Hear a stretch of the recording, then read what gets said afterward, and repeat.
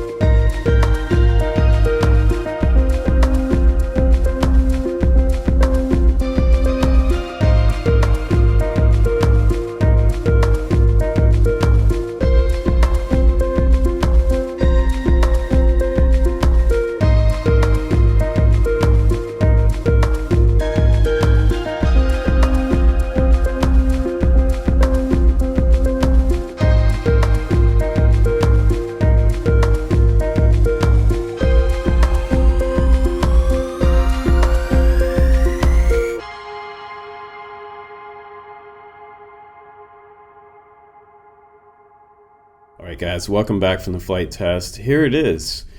This is one compact little Cinewhoop, and it does have a lot of versatility to it. 90 millimeters is a really small format, and I believe you could get away with flying this one indoors on stability mode if you wanted to fly it on 3S. Kind of just back the battery down a little bit. You don't need quite as much oomph and power indoors, in my opinion. A lot of times I'll battery down a size. If it's a 3S quad, I'll fly 2S indoors, or if it's a 4S quad like this one, like they say on the website, Hglrc is saying that this one is a 4S. Definitely just fine on 3S indoors, but indoor, outdoor quad, 95 millimeter. We've got these Emax Avant props on here, and I've seen these 2-inch props several years ago, so these are kind of fairly durable props. It's a good choice for this size, and they seem to perform well at high speeds. The flight characteristic of this quad, it does great in a straight line, and that's kind of like what we're looking at here with Cinewhoops. As far as the freestyle, I think the freestyle, it's pretty good. I did have some washout on some high dive maneuvers, and it did tumble on me a couple times, and I can put that video up here and show you guys that there was a little bit of tumble. So it's not perfect, but a lot of them out there will do that amount of tumble, and you'll just kind of lose it for a second. And the neat thing about this quad is you can kind of just you can bounce belly out and then come back up and fly again.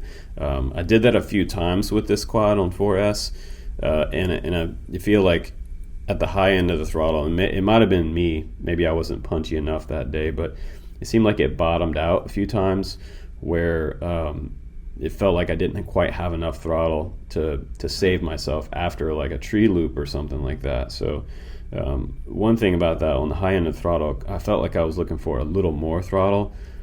But I think the way that they've built this quad is it's not a freestyle beast, it's a cruiser mostly. So I tend to push things out a little further than sometimes they're made. Now, it does have an F7 flight controller on here that is an Hglrc branded flight controller. It is just underneath the Caddx Vista down here, and it's quite a tall stack. Underneath that, we have 13 amp AIO ESCs, and I felt like they should have probably put 20 amp on here if we're going to be running 4S, but you can also run it on 3 if you're worried about that. I didn't have any problems with blowing up these ESCs, and I felt really nervous about putting 4S on there, but it was able to do it, which is kind of crazy. And this flight controller can actually handle up to a 6S battery, so if you ever wanted to upgrade this flight controller to another quad, you could fly this flight controller on a 5-inch quad or even a 6-inch quad. The ESC is not so much, but it does say that the input voltage is all the way up to 6S on their website. Now, the motors themselves, 1106, 3800 kV, those are only rated up to 4S. So you can fly these motors from 2 to 4S. Hglrc branded. These are the forward motors, and I've seen these for quite a while. 4 bolts on the bottom plate, a little miniature carbon frame underneath these sort of ABS style prop guards, and I can't even really bend these in at all. There's also little tiny feet on the bottom of these that they designed, little tiny landing feet. In the canopy itself, it's all TPU, so it looks like this is going to survive pretty much any crash. The only thing that maybe concerns me is these little tiny screws right here, but it feels ultra beastie. We've got the hammer back here. That one did pretty good. I kind of wish this was a little bit taller, but then again, you're going to be kind of making your quad's profile not fit through super small spaces. So if you're looking to make some distance and fly through some small gaps where you're super far out, that lower antenna is going to do that, but it's kind of a caveat because you have probably some signal loss when you're low to the ground way out. And then there's our, I believe that was the Nebula way up there, the Nebula Nano. I've flown a lot of these lately. And this Caddx Vista on here, this transmitter is already wired up to the flight controller. So if you want to fly this on like your DJI radio, you can do that. So some of the quads out there, I think there was a Flywheel, I remember recently, that wasn't wired up when the guy got it. So you know, that's kind of a pain. So you don't have to do that with this one. This one's already ready to go. And a lot of that has to do with whether the flight controller is an HD version, because the HGLRC, iFlight, and GEP all have HD flight controllers that the Vista can just plug right into. So those companies are safe to buy from if you have a DJI transmitter. You know, you can just bind it up and fly.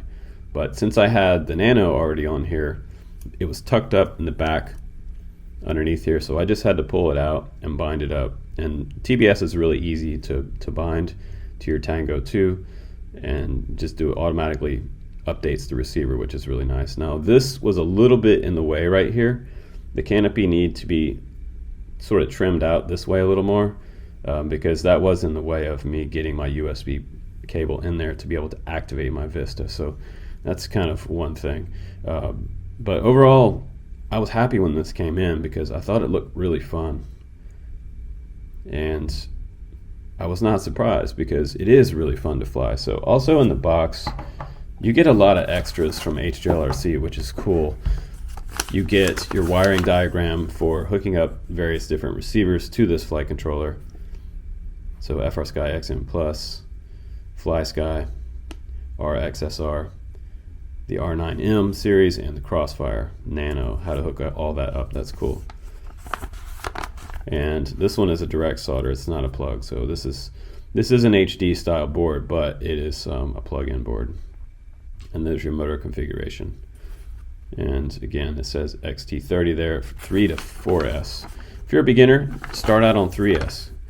Also, your UARTs here, we have 6 UARTs. That's not bad on the flight controller, super nice. It shows you where they have ESC sensors on here, which is cool. And we have smart audio here on UART number 3.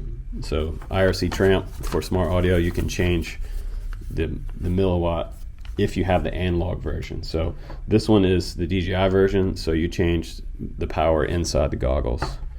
Now also in the box we get some accessories, and I love this that they give you some extra prop guards in here, and that's really nice. You also get a 90-degree turn angle for USB cable here for your Betaflight.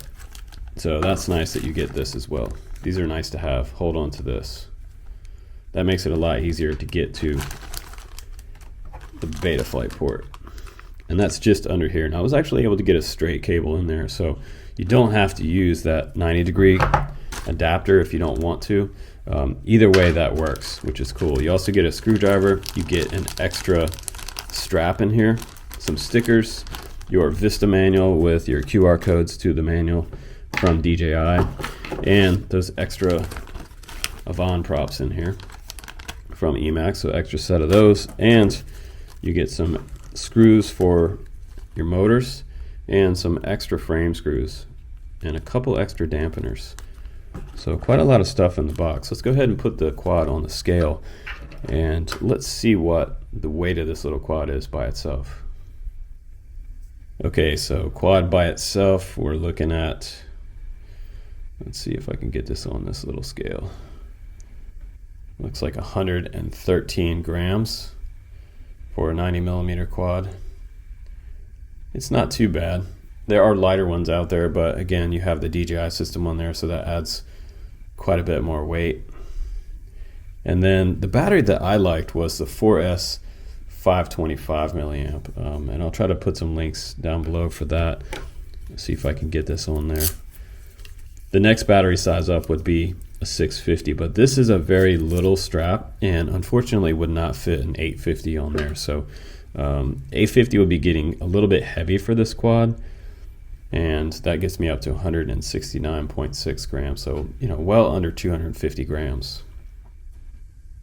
So let's talk about some final thoughts about this Motowhoop 90. I enjoyed this one a lot more than the original Motowhoop. I like the name of the original one when it came to me, but it didn't quite fly as good as expected. I think this one flies even better, even though it's got all this gear on here. I think that the flight time is around probably 6 to 8 minutes. 8 minutes if you're cruising with a 650, 4S 650, and you're going to have to find a little bit longer strap to accommodate the 4S 650, because my 525 here just barely fits that strap. And 4S seem to work great on here. If you don't need all that power, you can back off to a 3S battery, and a 3S 650 like this would fit this strap just barely. So anything bigger than either one of these batteries, and it's not going to fit that strap. So unfortunately, like I said, it doesn't fit the 850, but this battery would be getting a little bit big to put on here. Generally I fly these on 2.5 inch and 3 inch quads, and even 4 inch sometimes. So the 850 is a versatile battery, but not really the choice for this one. So I think that the best battery is going to be that 525 battery, or a 550. Maybe even a 550 would be a good choice. 4S 550 or 4S 450. You can, if you want a freestyle, do a 4S 450, and you'll still get like a little over 4 minutes flight time. So I think the flight times are long, and the Nebula is just really enjoyable on here. Being able to fly out into a field, have plenty of range, and DJI on here is a really fun experience. And in stability mode, if you're a beginner, you can kind of level this quad out and do some really cool tree canopy exploration in stability mode, and just kind of fly into the trees and fly around, and it has a lot of control. The Avon props didn't show a ton of jello to me. I felt like these are pretty smooth, and I've flown these for years. They've been around for a while. They do pretty good. So I think the camera is pretty locked in. There's not a lot of bounce on this canopy, and it's super rigid. It's a really solid and stable canopy design. And then in the back for my Immortal T, they just got it zip tied down right here above the props, which made me a little bit nervous at first, but that didn't seem to be a problem. They didn't get chopped up by the props, and even in a crash they're not going to go in there. So whatever receiver you're running, you have plenty of room up underneath the canopy as well to tuck it up just above the vista and out of sight. So I think it's a cool release. It's not a freestyle beast whatsoever, so if you're looking for a quad that is sort of compact and something that you can really send out there for some range, a decent flight time, and a great little Cinewhoop, this one is a lot of fun, and not too bad of a price. It's around the same price as all the other Cinewhoops out there at this scale, but again, it's really a nice release from them, and I was happy to get it and show it to you. So thanks again for hanging out on the channel, guys. I'm Justin Davis. Take care and be safe out there, and I'll see you on the next one.